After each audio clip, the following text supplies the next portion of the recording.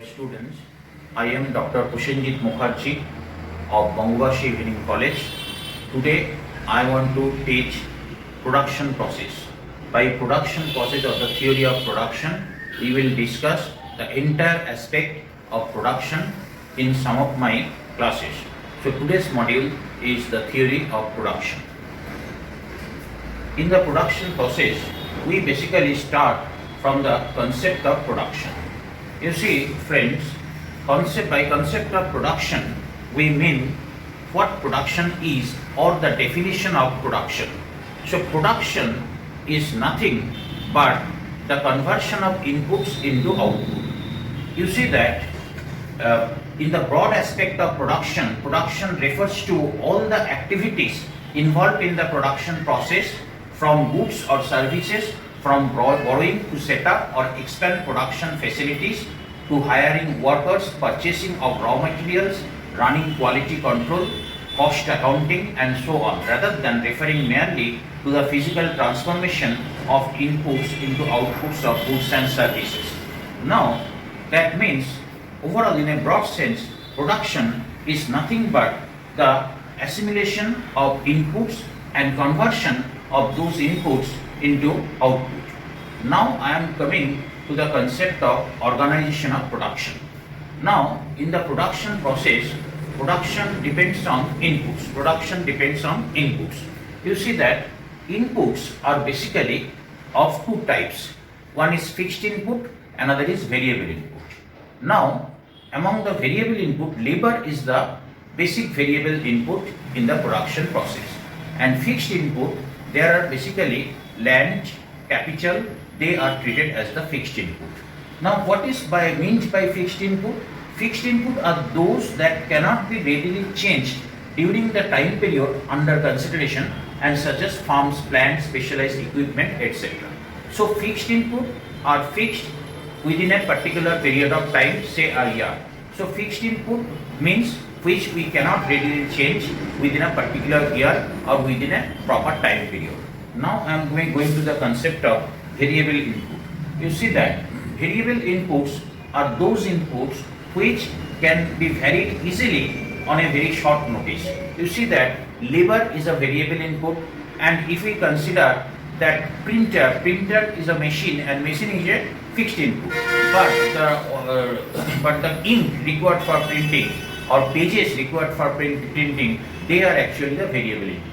So fixed input indicate machineries, land, building, etc. But variable input indicates which are used as complement to operate the fixed inputs.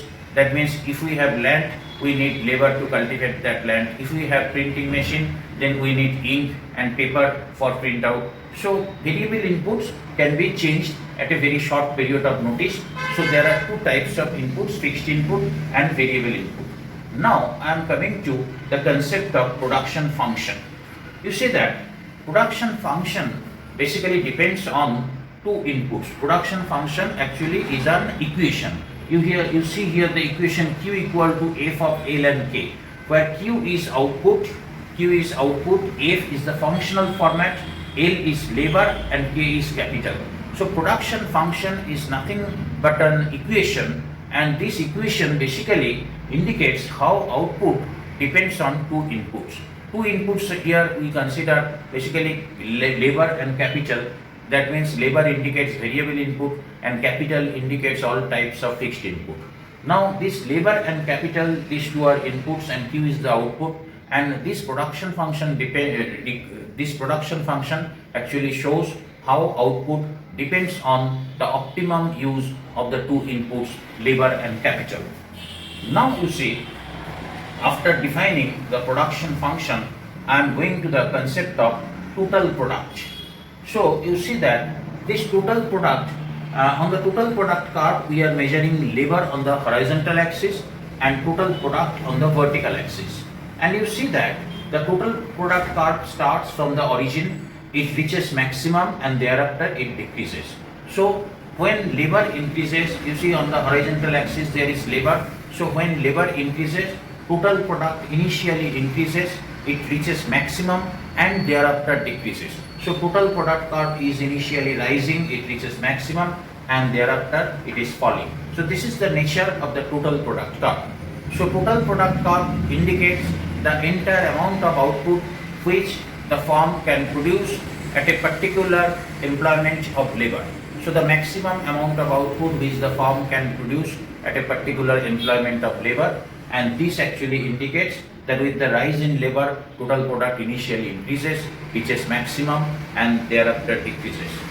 Now after defining the concept of total product, we are going to the concept of average product. You see that average product, the formula is that average product of labor is total product by labor. That means average product is product or total product per unit labor. So average product is the amount of output per unit labor. It is the average product, and the formula of average product is APL, or average product of labor, equal to total product TP by L, total product by labor. So it is product, average product of an input is the total product divided by the level of input, or total product per unit input of labor. Now I am going to the concept of, after average product, I am going to the concept of marginal product. So you see that when I am going to define marginal product means the formula of marginal product is, it is delta TP by delta L. So delta basically indicates very small change. Now when delta indicates very small change, that means it is the change in output due to increase in a very small change in labor. So MPL, or marginal product of labor, which is denoted by MPL, MP means marginal product, L for labor. So marginal product of labor, which is written here, MPL equal to delta TP by delta L. Marginal product of labor is nothing but the increment of total output due to an additional increase in the employment of labor. That means if we employ an additional unit of labor, from that unit of labor, how much total output we producer gets. So this is the additional unit of output which a producer gets by employing an additional unit of labor. It is the marginal product of labor. By similar reason, we can say that marginal product of capital is the additional output which a producer gets by employing an additional unit of capital. So marginal product formula is delta Q by delta L, or delta TP by delta L.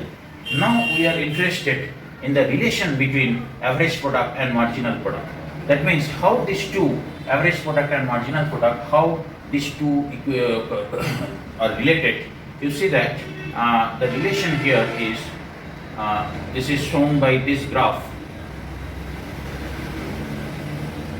You see, we are using the two curves.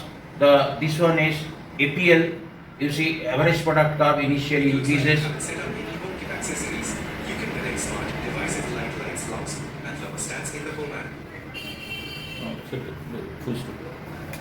This is the average product curve which initially increases, reaches maximum, and thereafter decreases. So average product and marginal product, both the curves are inverted U-set. Both the curves initially increases, reaches maximum, and thereafter decreases. But the relation is that when average product curve is rising, you see, the marginal product curve lies above the average product curve. When average product curve is maximum at this point, marginal product curve is intersecting the average product curve. And when average product curve is falling, the marginal product curve lies below the average product curve. So when AP is rising, MP is greater than AP. When AP is maximum, MP intersects AP, that means MP is equal to AP, and when AP is falling, then MP is less than AP because MP lies below AP. So this relation, we have mentioned this in this slide. You see that the relation between AP and MP. This is the particular slide, and this slide is saying this relation. When AP is rising, MP lies above AP, that is MP is greater than AP. When AP is maximum, MP intersects AP, that is MP is equal to AP. And when AP is falling, then MP lies below AP, that is MP is less than AP. So this is the relation between AP and MP. My dear students, this relation is very common. This is a very favorite question for the question section. They often throw this question. that what is the relation between AP and MP. If the question is like that, then at first you have to define both AP and MP. You have to define the average product, which is the product per unit of labor, average product of labor, and then you have to define marginal product. It is the additional output which the producer gets by employing an additional unit of the input. Then you have to show this relation that you have to say that both AP and MP, both the curves are inverted U-shape. That means both the curves initially increases, they reaches maximum and thereafter decreases.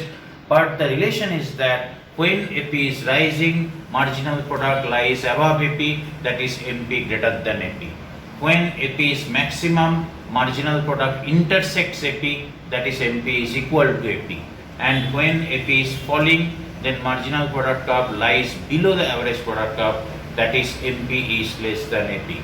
So friends, today up to this, my dear students, today up to this, then in the next class we will go to 3 stages of production in the next part. So today what we have learned, just I am doing some summarize. We just know the production, what production means, and here we see that production is basically the conversion of production is a process by which inputs are assembled and converted into output. And next we have discussed production function, and production function is nothing but an equation. It shows how output depends on 2 inputs, basically labor and capital. So now after that we discussed about input, and inputs. In case of input, we find that basically there are 2 types of input. One is a fixed input, another is a variable input. Fixed input are fixed at a certain period of time, and basically land, building, etc., capital, they are actually the fixed input. And variable input are the inputs which basically vary at a particular period of time with a very short notice, and basically labor and other are the variable inputs. And thereafter we discussed average product, the definition of average product, marginal product, and then we come to the relation of average product and marginal product. So today up to this we will continue this topic of production in the next class. Thank you very much.